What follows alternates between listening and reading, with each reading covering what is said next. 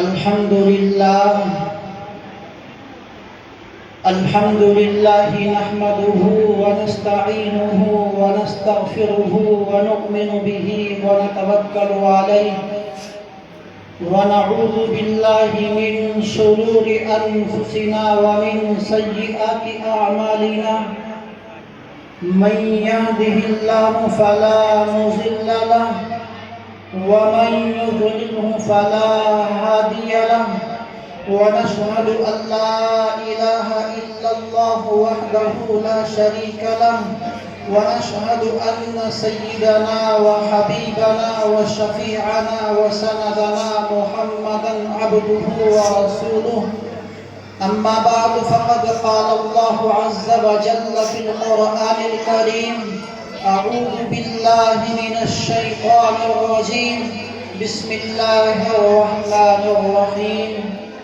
والضحى والليل إذا سجى وقال الله تعالى في موضع آخر واتقوا يوما لا تجزي نفس عن نفس شيئا ولا يقبل منها عدل ولا تنفعها شفاعة ولا هم ينصرون وقال الله تعالى في موضع آخر يا عبادي الذين أسرفوا على أنفسهم لا تقنطوا من رحمة الله إن الله يغفر الذنوب جميعا إنه هو الغفور الرحيم عن ابن عمر رضي الله عنهما قال قال رسول الله صلى الله عليه وسلم قص الشوارب وعف اللحى او كما قال صلی اللہ علیہ وسلم۔ داڑھی کا رکھنا یہ معنی ہے مشکل مگر داڑھی کا رکھنا یہ معنی ہے مشکل مگر روز محشر آقا نے پوچھا اگر داڑھی کا رکھنا یہ معنی ہے مشکل مگر روز محشر آقا نے پوچھا اگر میری صورت میں تجھ کو کیا نقص آیا نظر میری صورت میں تجھ کو کیا نقص آیا نظر کیا کہے گا بتا تو جواباً وہاں آج کے نوجوان سن لے میری فغان چاند سے تشبیہ دینا یہ کہاں کا انصاف ہے چاند سے تشبیہ دینا یہ کہاں کا انصاف ہے چاند میں چھائیاں مگر میرے نبی کا چہرہ صاف ہے۔ بزرگان محترم، عزیزان گرامی، سامعین قدر کرام اور پردہ نشین اسلامی خواتین، میری مائیں اور بہنیں، میں نے آپ حضرات کے سامنے قرآن مقدس کی آیت کریمہ پڑھی ہے۔ چند آیت کریمہ آپ کے سامنے تلاوت کی ہے۔ اس مختصر سے وقت میں انہی کا ترجمہ اور انہی کی تھوڑی سی وضاحت کر کے اپنی بات کو سمیٹ لوں۔ آپ دعا فرما دیں اللہ مجھے صحیح کہنے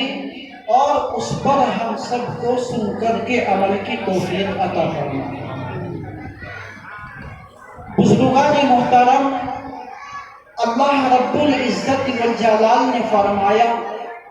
وَالضُّحَىٰ وَاللَّيْلِ إِذَا سَجَىٰ۔ ان آیت کریمہ کے اندر اللہ تبارک و تعالیٰ نے اپنے حبیب کی شان کو بیان فرمایا، اپنا ہاتھ نہیں کر لے آج مگر میں آپ کو بتاتا چلوں کہ حضور کی ایک شان تو وہ ہے جس کو انبیاء بیان کرتے ہیں، جس کو صحابہ بیان کرتے ہیں، جس کو تابعین بیان کرتے ہیں اور جس کو تابعین بیان کرتے ہیں، جس کو آج کے علماء بیان کرتے ہیں، محدثین بیان کرتے ہیں، مقررین بیان کرتے ہیں، شاعر اپنے الفاظوں میں بیان کرتا ہے، اور ایک حضور کی شان وہ ہے کہ جس کو خود عرش والا اپنی زبان مبارک سے بیان کرتا ہے۔ اس لیے میں آج چاہتا ہوں اور میری طبیعت نے تقاضا کیا ہے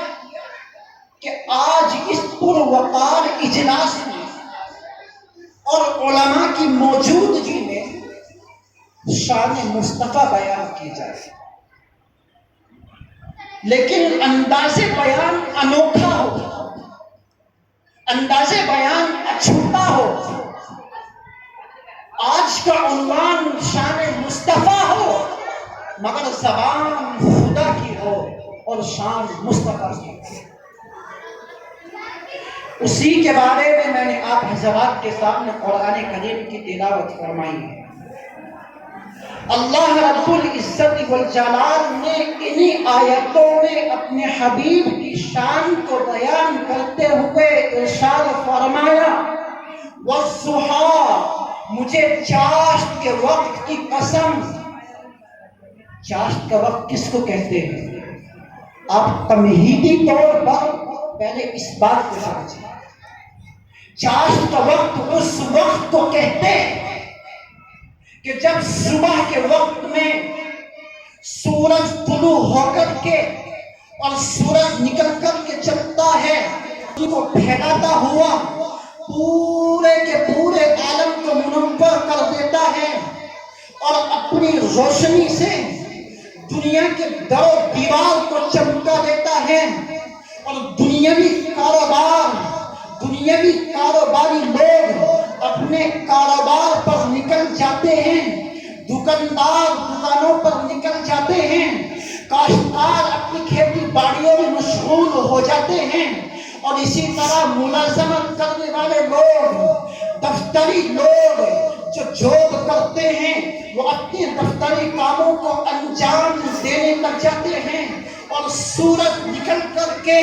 صبح کے وقت میں اپنی روشنی کو پھیلاتا ہوا چلا جاتا ہے۔ اسی چاشت کے وقت کو چاشت کا وقت کہتے ہیں، اور اسی صبح کے وقت کو چاشت کا وقت کہتے ہیں۔ میرے بھائیوں، اسی چاشت کے وقت کی قسم کھا کر اللہ نے بیان فرمایا اور بتایا اہل مکہ کو، بتایا اہل قریش کو، بتایا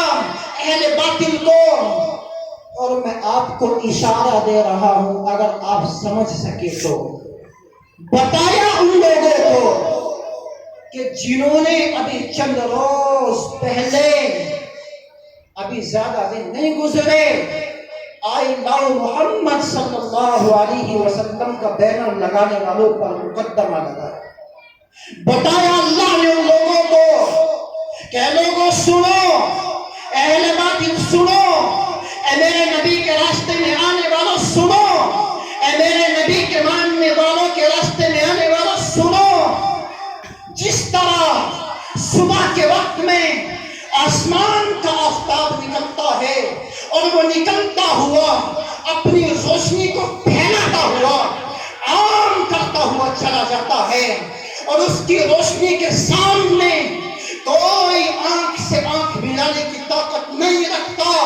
جب اس کی روشنی بڑھتی ہے تو بڑھتی چلی جاتی ہے، جب اس کی روشنی پھیلتی ہے تو پھیلتی چلی جاتی ہے۔ میرا اللہ کہتا ہے اسی طرح میرے محمد مصطفیٰ صلی اللہ علیہ وسلم کی نبوت کا آفتاب آج سے 1400 سال پہلے، 14 صدی پہلے طلوع ہو چکا ہے۔ جس طرح سے آسمان کا آفتاب نکلنے کے بعد بڑھتا چلا جاتا ہے، اسی طرح میرے نبی کی نبوت کا آفتاب بڑھتا چلا جائے گا، اس کی روشنی پھیلتی چلی جائے گی، اس کی روشنی بڑھتی چلی جائے گی، اور وہ روح عالم پر روشنی بن کر کے چمکے گا۔ کبھی فرعون کی چوٹیوں پر چمکے گا، کبھی غار ہیرا میں چمکے گا، کبھی غار ثور میں چمکے گا، کبھی مکے کی گلیوں میں چمکے گا، کبھی ابو بکر کے گھر میں کبھی عمر بن خطاب کی قسمت پر چمکے گا اور کبھی اپنے ہر ایک امتی کے دل کے اندر کمال عشق کی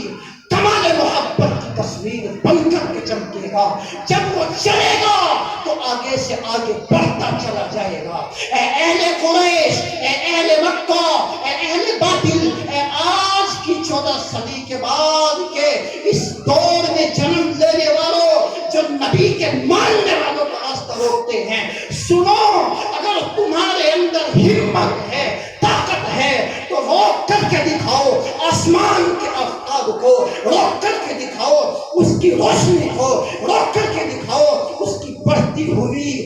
بڑھتی ہوئی شعاؤں کو. اور اگر تمہارے اندر طاقت نہیں ہے آسمان کے آفتاب کو روکنے کی تو سنو،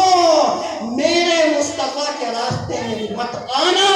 میرے مصطفیٰ کے ماننے والوں کے راستے میں بھی مت آنا، اس لیے کہ میرا مصطفیٰ رکنے کے لیے نہیں آیا ہے بلکہ میرا مصطفیٰ بڑھنے کے لیے آیا ہے. جس طرح صبح کے وقت میں آسمان سے سورج نکل کر کے بڑھتا چلا جاتا ہے، اسی طرح اللہ کہتے ہیں مجھے ضحیٰ کی قسم، مجھے چاشت کے وقت کی قسم، مجھے اسی وقت کی قسم صبح کی کہ میرے نبی کی نبوت کا آفتاب بھی اب بڑھتا چلا جائے. بزرگان محترم، چمگادڑ کا نام تو آپ نے سنا ہوگا. ظاہر سی بات ہے ہم دیکھتے بھی ہیں اور سنا بھی ہوگا، جس کو ہماری مادری زبان میں، دیہاتی زبان میں چام چرڑ بھی کہہ دیا جاتا ہے. بچے جانتے ہیں، بڑے بھی جانتے ہیں. وہ چمگادڑ وہ ایسا جانور ہے مسلمانوں کہ وہ رات بھر کوشش کرتا ہے کہ آسمان کا آفتاب صبح کو طلوع نہ ہو سکے، لیکن خدا کی قسم جب صبح کے وقت میں آسمان کا آفتاب طلوع ہو جاتا ہے تو وہ پریشان ہو جاتا ہے، وہ چمگادڑ حیران ہو جاتا ہے، اور اب وہ بیچارہ کچھ اور تو کر سکتا نہیں، اپنے آپ کو الٹا لٹکا لیتا ہے. آپ نے دیکھا ہوگا گھروں کے اندر چام چراغ جس کو کہتے ہیں وہ الٹا لٹکا ہوا نظر آتا ہے. وہ کیوں لٹکتا ہے الٹا؟ اس لیے کہ رات بھر اس نے کوشش کی ہے کہ صبح کو سورج طلوع نہ ہونے پائے. میرے بھائیوں، لیکن جب سورج طلوع ہو جاتا ہے تو وہ اس لیے اپنے آپ کو الٹا لٹکا لیتا ہے کہ اس کو آسمان کے آفتاب کی روشنی دکھائی نہ پڑ سکے. اسی طرح کے روحانی چمگادڑ، ایک چمگادڑ تو وہ ہے جو جانور ہے، اور آج کی 14 صدی کے بعد آج کے زمانے میں کچھ روحانی چمگادڑوں نے جنم لیا ہے، کچھ روحانی چمگادڑ پیدا ہوئے ہیں جن کی رات اور دن کی کوشش یہی رہتی ہے، جن کی خواہش یہی رہتی ہے کہ اللہ کے نبی کے آسمان، اللہ کے نبی کی نبوت کا آفتاب طلوع نہ ہونے پائے، حضور کی نبوت کا آفتاب مدھم پڑ جائے، حضور کی نبوت کے آفتاب باندھ پڑ جائے. ان کی رات اور دن کی کوشش یہی رہتی ہے. لیکن خدا کی قسم، قربان جاؤ میرے اللہ کی ذات پر، رب اکبر کہتا ہے اے محمد والضحیٰ، مجھے چاشت کے وقت کی قسم، ان کی کوششیں، ان کی خواہشیں، ان کی جو دل کی تمنائیں ہیں، جو ہر پل یہ لے کر کے گھومتے ہیں، ان کی تمام کوششیں آپ کی بلندی کو کبھی ختم نہیں کر سکتی. اس لیے میرے بھائی اللہ فرماتے ہیں کہ محمد ان کی تمام تدبیر خاک میں مل کر کے رہ جائے گی، آپ کی نبوت کا آفتاب چہار دانگ عالم میں پہنچے گا. جس طرح آسمان پر سورج کی روشنی، سورج کی شاہی ہے، اللہ فرماتے ہیں مجھے ضحیٰ کی قسم، اسی طرح محمد آپ کی زمین اور آسمان پر رسالت کی شاہی ہوگی. جس طرح آسمان پر سورج کی روشنی کے سامنے آسمان کے ستارے مان پڑ جاتے ہیں، اللہ کہتے ہیں اسی طرح آج کے روحانی چمگادڑ مان پڑ جائیں گے۔ اور اگر اس کے بعد بھی میرے نبی کی نبوت کو کسی نے پڑھنے سے، پھیلنے سے، عام ہونے سے، دنیا بھر کو روشن کرنے سے میرے نبی کے نبوت کی رسالت کو روکنے کی کوشش کی تو اللہ فرماتے ہیں اس کو حرف غلط کی طرح مٹا دیا جائے گا، صفائے ہستی سے مٹا دیا جائے گا، ابو لہب کی طرح، فرعون کی طرح، حمان کی طرح، قارون کی طرح، شداد کی طرح۔ اور اگر کسی کو یقین نہیں آتا تو آ کر کے دکھاؤ میرے نبی کے راستے میں، میرے نبی کے ماننے والوں کے راستے میں، واللہ غالب علی امرہ ولکن اکثر الناس لا یعلمون۔ اللہ فرماتے ہیں ہم اپنے کام پر غالب ہیں لیکن یہ اکثر روحانی چمگادڑ نہیں جانتے۔ لیکن میرے بھائی قصور ان کا نہیں ہے، قصور ان کا نہیں ہے، قصور تو ہمارا اپنا ہے۔ ہمیں شکوہ ان سے نہیں ہے، ہمیں شکوہ اپنی ذات سے ہے، آپ سے ہے۔ وہ تو اصل سے اللہ کے دشمن ہیں، نبی کے دشمن ہیں، ان کا تو کام ہے بھولنے کا۔ میرے بھائی شکوہ ہمیں ان سے نہیں ہے، ہمیں شکوہ ان سے ہے جنہوں نے خدا کی خدائی کا اقرار کیا ہے، جنہوں نے نبی کی نبوت کو مانا ہے۔ ہمیں شکوہ ان سے ہے جو نبی کی محبت کا دعویٰ کرتے ہیں لیکن ثبوت ان کے پاس نہیں۔ ہمیں شکوہ ان سے نہیں ہے، ہمیں شکوہ ان سے ہے جو نبی سے محبت کا دعویٰ کرتے ہیں۔ ارے نبی سے محبت کیسی محبت ہے؟ اگر دعویٰ کرتے ہو تو ثبوت بھی دکھاؤ۔ نبی سے محبت کا تقاضا تو یہ تھا کہ نبی کے لائے ہوئے دین کو، لائے ہوئی شریعت کو اپنے سینے سے لگایا جاتا، سینے سے چمٹایا جاتا۔ لیکن میرے بھائی ہمارا حال دیکھو، ہم نے آج اللہ کے لائے ہوئے، اللہ کے نبی کے لائے ہوئے دین کو پس پشت ڈال دیا۔ اور کون سے دین کو ڈالا؟ جس دین کی خاطر میرے نبی نے مکے کی گلیوں میں ظلم و ستم کے پہاڑ سہے، جس دین کی خاطر میرے نبی کو طائف کی وادیوں میں ستایا گیا، اور اتنا ستایا گیا، اتنے پتھر مارے گئے مسلمانوں، میرے نبی کا مبارک بدن خون سے تر ہو گیا۔ اس نبی کو، جس نبی نے اس دین کی خاطر، جس دین کی خاطر میرے نبی نے، میرے بھائیوں، مکے کے اندر ظلم و ستم کے پہاڑ سہے ہیں، جس نبی نے اس دین کی خاطر اپنے دندان مبارک شہید کرائے ہیں، آج اس دین کو ہم نے اپنے پس پشت ڈال دیا ہے۔ اب آپ یوں کہیں گے کہ حضرت ہم نے کہاں پس پشت ڈالا ہے، ہم نے کہاں دین کا جنازہ نکالا ہے؟ میرے بھائی ہم کہتے ہیں کہ دین کا جنازہ نکلا ہوا ہے، دین کا دیوالیہ نکلا ہوا ہے۔ ہمیں شکوہ ان سے نہیں ہے، ہمیں شکوہ ان سے ہیں جو یہ چکنے یہاں پر بیٹھے ہوئے ہیں، چہروں پر داڑھی نہیں ہے اور دعویٰ محبت کا کرتے ہیں نبی سے۔ کیسی محبت ہے میرے بھائی؟ یہ دین کا جنازہ نکالنا نہیں تو کیا ہے؟ آئے ہفتے، آئے دن جمعرات میں، جمعے کے دن سیلون کی دکان پر لائن لگی ہوتی ہے، بال کاٹنے والے کی دکان پر لائن لگی ہوتی ہے، اور جا کر کے کہتے ہیں کہ صاحب ہمارا چہرہ، ہماری داڑھی، ہمارے بال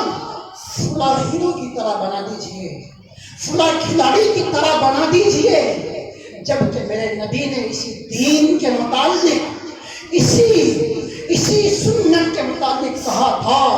مختلف عنوان سے کہا تھا، مختلف پیرائے سے کہا تھا،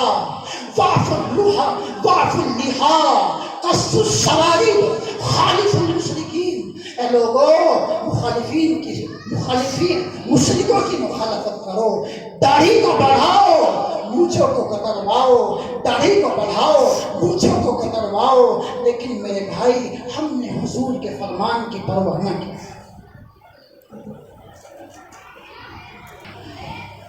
یہاں بیان سننے کے لیے آئے ہو نا، تو بیان سنا۔ میرے بھائی یہ دین کا جنازہ نہیں تو کیا ہے؟ اور اگر ان سے پوچھا جائے کہ بھائی آپ نبی کے دین کی سنت کا جنازہ کیوں نہیں کرواتے ہو، کیوں نالیوں کے گٹر میں بہا رہے ہو، تو یہ کہتے ہیں کہ میاں ہماری بیوی ناراض ہوتی ہے،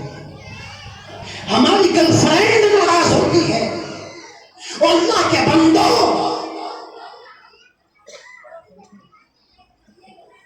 اللہ کے نبی کی سنت کے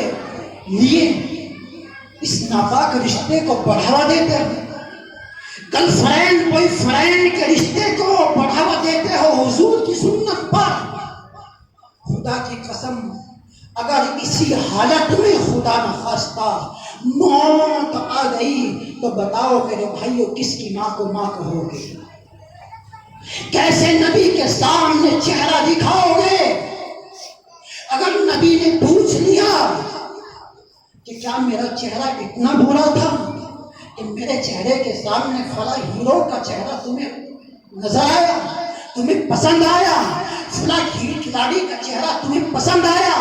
کیا جواب دو گے میرے بھائیو؟ اسی لیے کسی شاعر نے تڑپ کر کے کہا تھا کہ داڑھی کا رکھنا یہ معنی ہے مشکل مگر روز محشر آقا نے پوچھا اگر میری صورت میں کیا نقص آیا تجھ کو نظر، کیا کہے گا جواباً بتا تو وہاں، آج کے نوجوان سن لے میری گفتگو۔ اس لیے میرے بھائی حضور کی سنتوں کا جنازہ نکالنے سے باز ہے۔ کم از کم اپنے حبیب کے دین کو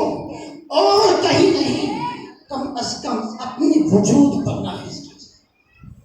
اپنے وجود پر نافذ کیجیے۔ پیر کے ناخن سے لے کر سر کے بال تک ہمارے پورے کے پورے وجود پر حضور کا دین جھلکتا ہوا نظر آتا ہے۔ کریں گے انشاءاللہ؟ یہ جذبہ ہے مسلمان۔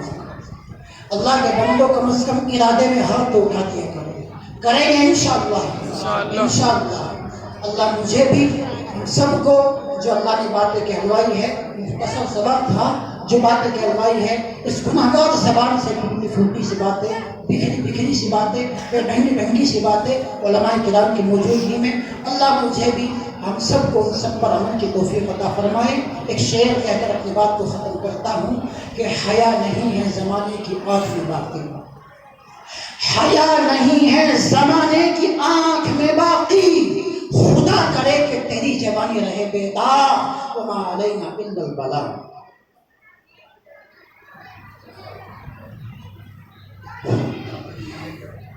دیکھیے حضرات، حضرت والا کا ہم تہہ دل سے شکریہ ادا کرتے ہیں۔ یقیناً حضرت والا نے بڑی خوبصورت بات، بڑی قیمتی باتیں ہمارے سامنے پیش کی ہیں۔ یقیناً یہ وہ جذبات تھے جو حضرت کے دل میں اٹھ رہے تھے، کچھ جذبات آپ کے سامنے پیش کیے ہیں جو آج کل یہ ساری چیزیں دیکھنے میں آ رہی ہیں، اور جو سب کچھ آپ کے سامنے، آپ کو آنکھوں کے سامنے سب کچھ ہو رہا ہے، یہ ساری چیزیں دیکھ کر کے بزبان یہ کہنا پڑتا ہے کہ آج مسلمان محمد عربی صلی اللہ علیہ وسلم سے محبت کا دم تو بھرتے ہیں، لیکن حقیقی معنی میں، صحیح معنی میں مسلمان نظر نہیں آتے ہیں۔ صرف یہ کہہ دینا کہ ہاں ہم محمد عربی صلی اللہ علیہ وسلم کے عاشق ہیں اور اپنے خلیے کو بگاڑ لینا، یہ اسی طریقے سے شریعت کے جو احکامات ہیں ان تمام کو پس پشت ڈال کر انسان اگر زندگی گزار رہا ہے اور اپنی کامیابی کا تصور کر رہا ہے تو یہ انسان کی غلط فہمی ہے۔ آپ کو یہ بات جان لینی چاہیے، میں آپ کا زیادہ وقت نہیں لینا چاہوں گا، کیونکہ جس عظیم ہستی کا آپ شدت سے انتظار کر رہے ہیں وہ عظیم ہستی آپ کے درمیان تشریف لا چکے ہیں۔ بس آپ کو اتنا بتا دینا مناسب سمجھتا ہوں، تھوڑا سا جو نوجوان وہاں بیٹھے ہوئے ہیں تھوڑا سا ادھر اٹھ کر کے آ جائیے گا، اس طریقے سے بیٹھے ہوئے آپ اچھی نہیں لگ رہی۔